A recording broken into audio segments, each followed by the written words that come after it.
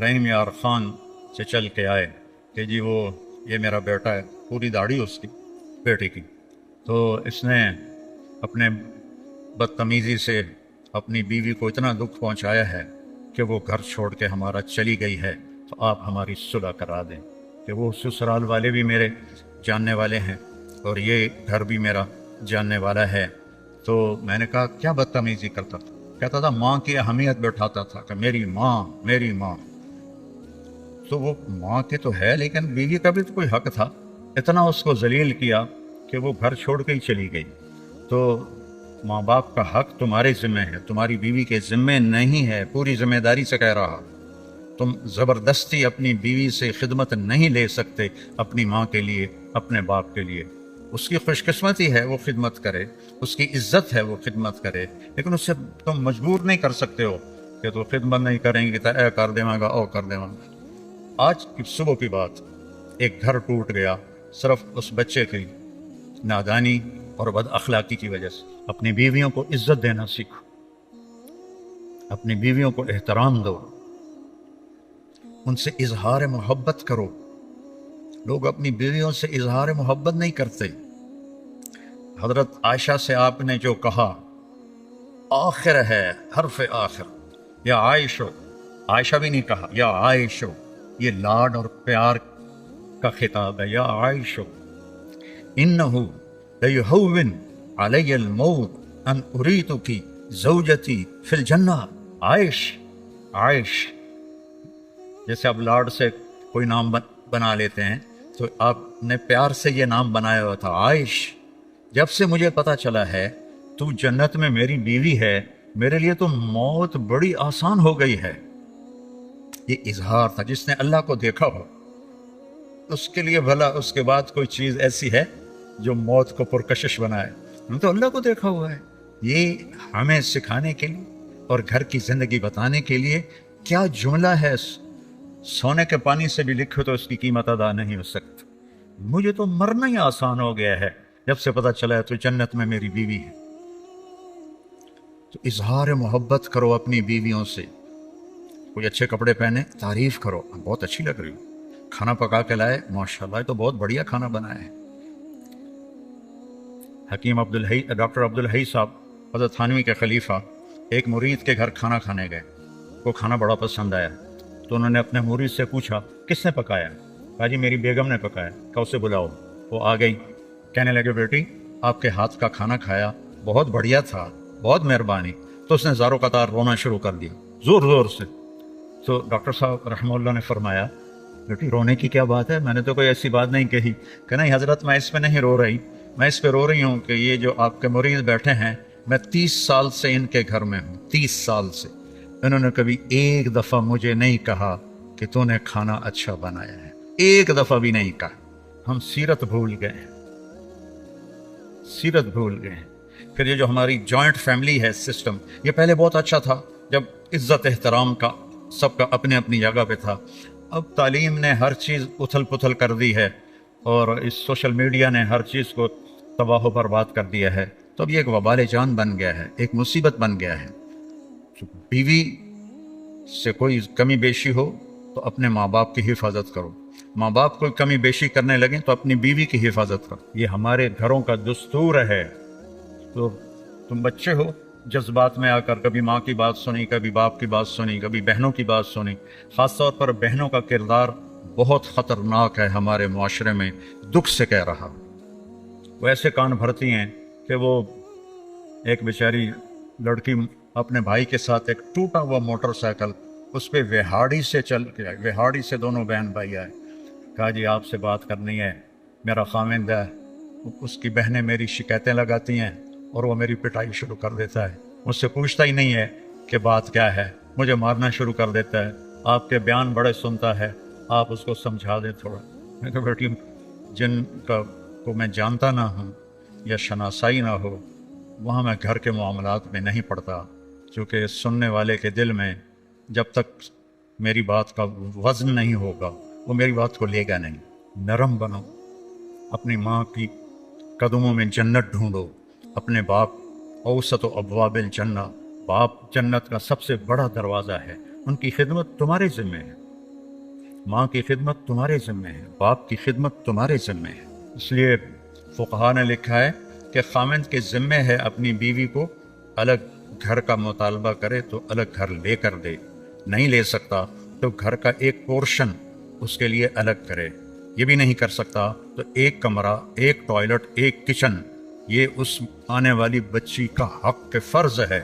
اگر یہ بھی نہیں کر سکتا، وہ تسبیح پھد کے اللہ ہو کرے تو روزے رکھے، کسی کی بیٹی کو برباد نہ کرے، اپنے آپ کو نمایاں کرو۔ میرے نبی جہاد کے سفر میں ہیں، جہاد کے سفر میں ہیں، اور جب سفر شروع ہونے لگا اور اماں عائشہ اونٹ پہ بیٹھ گئیں تو دیکھا تو گلے کا ہار کوئی نہیں تھا۔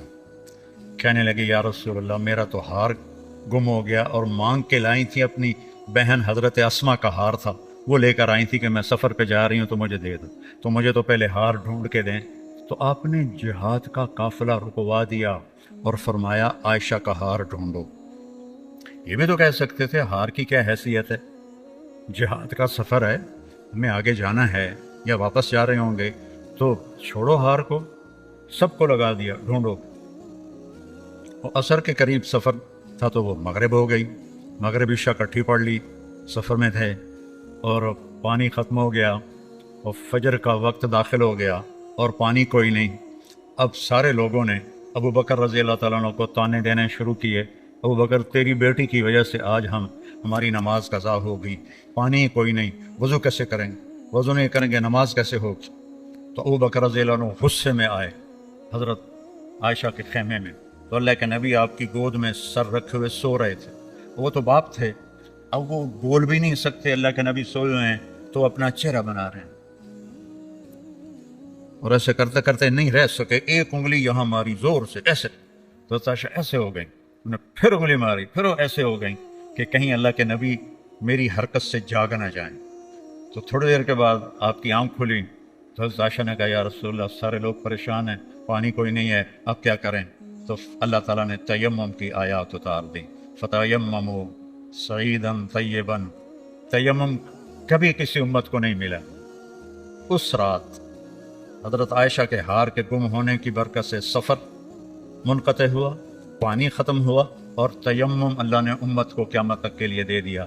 جب یہ آیات اللہ کے نبی نے باہر نکل کے سکھائیں، اب سارے کہنے لگے ابو بکر تمہارے گھر کی کیا بات ہے، تمہاری برکت سے تو امت کو کیا کچھ ملا ہے، تمہارے گھر کے کیا کہنے۔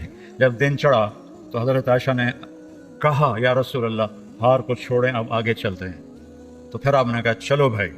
جب اونٹنی کو اٹھایا تو وہ ہار اونٹنی کے نیچے گیا پڑا تھا، تو ہار بھی مل گیا۔ اتنی دلداری میرے نبی نے کی۔ بچوں، میں یہ نہ سنوں کہ میرا کوئی شاگرد اپنی بیوی کے ساتھ بدتمیز ہے، یا اپنے ماں باپ کا دل دکھاتا ہے، یا اپنے بہن بھائیوں سے لڑتا ہے۔ پیچھے ہٹ جاؤ، اپنے خون کے رشتوں سے لڑو نہیں، پیچھے ہٹ جاؤ۔ جو بھی اس کے لیے سودا کرنا پڑے کر دو، لیکن جھگڑے میں نہ پڑو، پیچھے ہٹ جاؤ۔ اللہ تمہیں نوازے گا وہاں سے جہاں سے تمہارا وہم و گمان بھی نہیں۔ اور نماز کی عادت ڈالو۔ ایک نماز ہے جو ہم پڑھتے ہیں، وہ نماز نہیں کہہ رہا ہوں، فَإِذَا فَرَغْتَ فَانْصَبْ، نصب گڑ جانا، جیسے یہ بوتل ہے نا، یہ یہاں آ کے گڑی تو نہیں لیکن ایسے کھڑی ہے، تو اللہ کہہ رہا ہے فَانْصَبْ، ایسے جیسے لکڑی کو ٹھوکا جاتا ہے نا زمین میں، اور کچھ اس کا حصہ اندر چلا جاتا ہے اور اوپر والا ایسے ہو جاتا ہے، تو نماز کے لیے ایسے کھڑے ہو، ایسے۔ عبداللہ بن زبیر پر حجاج حملے کر رہا تھا اور وہ حرم میں نماز پڑھتے، کوئی پتھر یہاں سے گزرتا، کوئی یہاں سے گزرتا، کوئی یہاں سے گزرتا، اور ان کے جسم میں ایسے بھی نہیں ہوتا تھا، ایسے۔ اتنے اطمینان سے نماز۔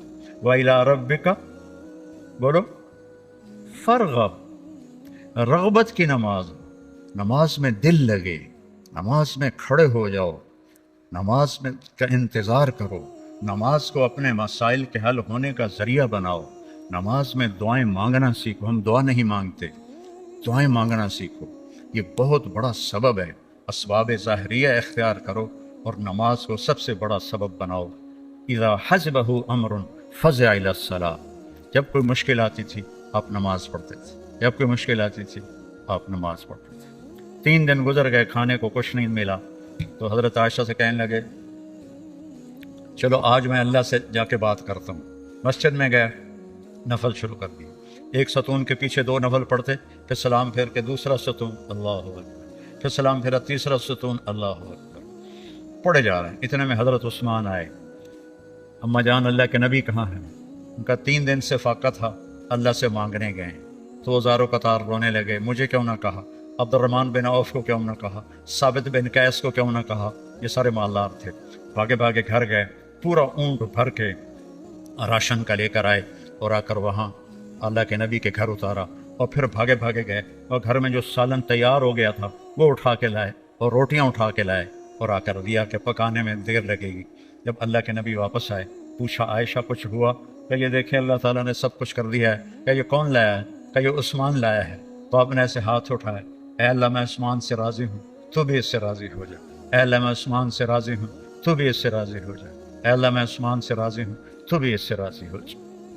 تو نماز کو اپنا وظیفہ بناؤ.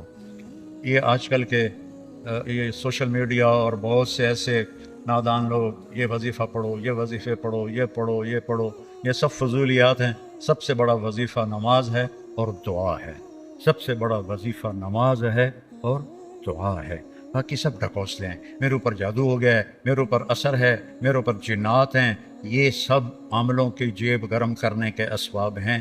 یہ کچھ بھی نہیں ہے, سب بک بک ہے, سب بک بک ہے. کبھی اس چکر میں نہ پڑنا کہ میرے اوپر جادو کر دیا گیا ہے, میری بندش کر دی گئی ہے, اولاد کی بندش ہو گئی ہے, کاروبار کی بندش ہو گئی ہے. نماز جو موجود ہے, اللہ جو موجود ہے, تو کبھی عاملوں کے چکر میں نہیں پڑنا. کبھی جو وظیفے بتانے والے ہیں 1000 دفعہ یہ پڑھو, 1000 دفعہ یہ پڑھو, میرے سر میں درد ہے.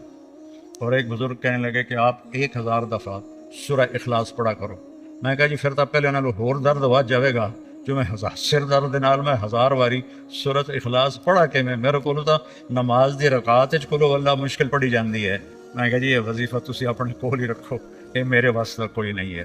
میرے نبی نے وظیفہ بتایا, نماز پڑھو دعا مانگو, نماز پڑھو دعا مانگو, صدقہ کرو, سخی بنو, بخیل نہ بنو. بخیل سے اللہ دوستی لگاتا نہیں, اور سخی سے اللہ دوستی توڑتا نہیں, چاہے فاسق ہو.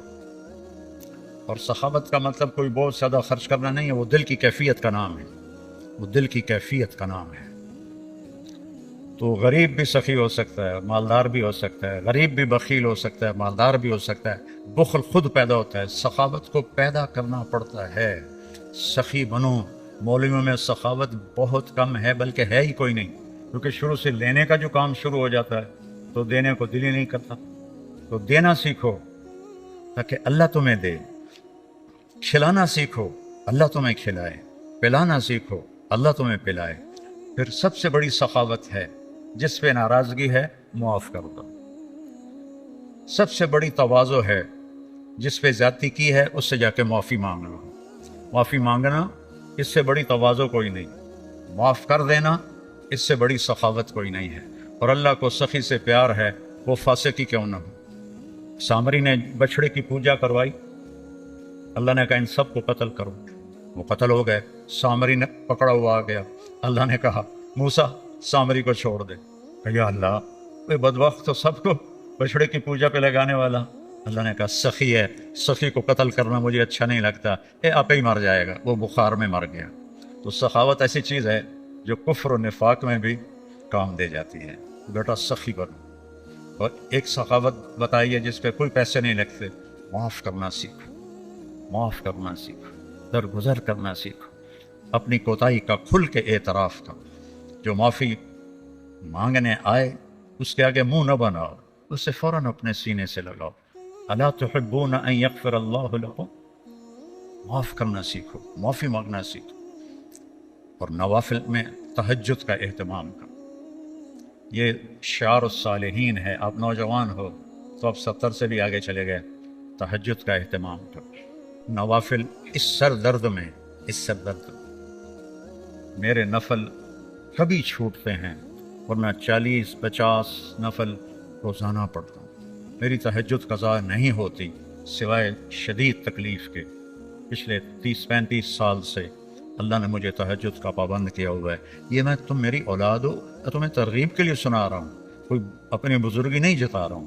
کہ تمہیں پتہ چلے کہ بیماری میں بھی اگر اہتمام ہو سکتا ہے تو اس جوانی میں کیوں نہیں ہو سکتا. جلدی سو، جلدی اٹھ. اس موبائل پہ کھیلنا چھوڑ دو، یہ تمہارا بہت وقت ضائع کرتا ہے. اس موبائل سے کھیلنا چھوڑ دو، اس کو دیکھنا چھوڑ دو. وہ وقت مطالعے پہ لگاؤ، تلاوت پہ لگاؤ، ذکر پہ لگاؤ، تسبیح پہ لگاؤ، لوگوں کی خدمت پہ لگاؤ. اس نے بہت نقصان پہنچا ہے، خاص طور پر جب تم ماں باپ کے ساتھ بیٹھو، بیوی کے ساتھ بیٹھو، بچوں کے ساتھ بیٹھو. اسے بند کر کے بیٹھو.